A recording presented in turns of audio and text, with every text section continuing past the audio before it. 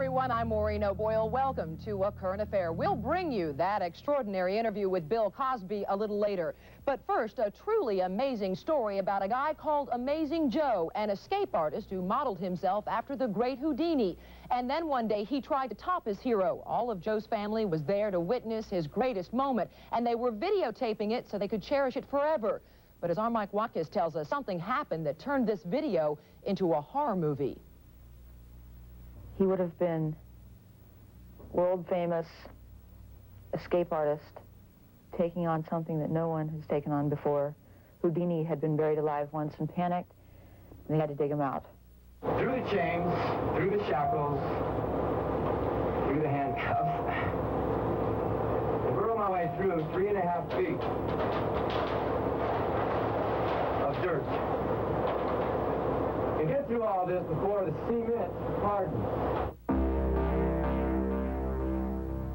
He was a showman, and you never knew where the show ended and the real life took on. You realize that cement starts to harden first at the lower elevation, so it's going to be hard. You mean it hardens at the lower part? I thought it started at the top. No, it hardens at the lower. No. In fact, I shouldn't even kid. This is very serious. This is no magic trick like you've been seeing here tonight. He thought Houdini was one of the great escape artists, and he wanted to be better than Houdini. And he was close. You know, Houdini failed at this, and he was only using dirt.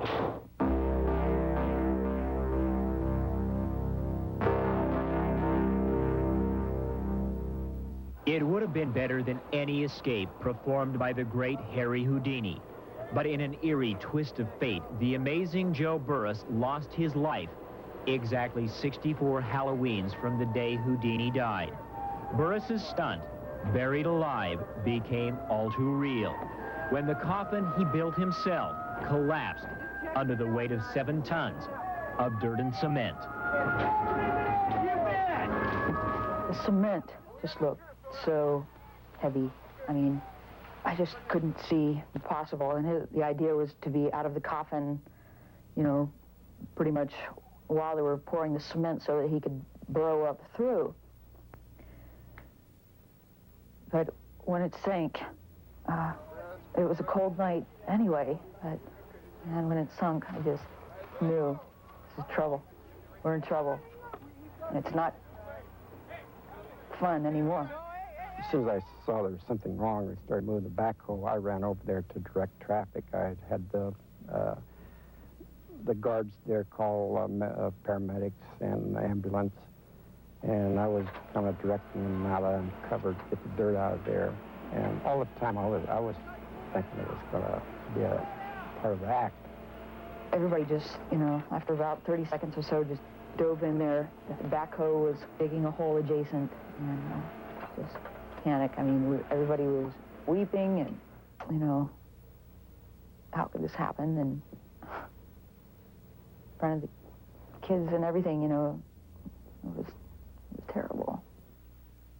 A scholarship fund has been set up for Joe's 2 children, Joey and Joshua, who witnessed the tragedy in silent horror as rescuers frantically tried to dig their father out.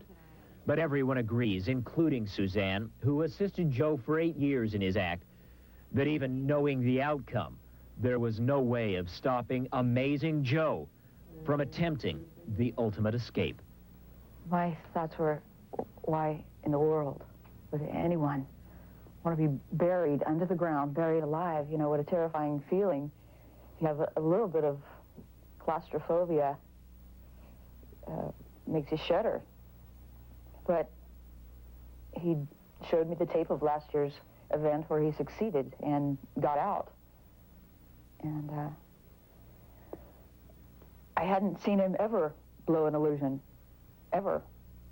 Joe had performed the trick last year in Oregon using a wooden coffin with only dirt on top. The escape was a huge success, but not big enough for Amazing Joe. The only problem with this grand plan to become the master escape artist is that it didn't include scientific testing. Joe never calculated the strength of the box, nor the weight of the concrete.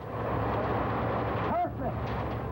He told me just a few days before that something Houdini had said that was, it will either be fate or my foolishness that kills me, and it was Houdini's foolishness and Joe's too.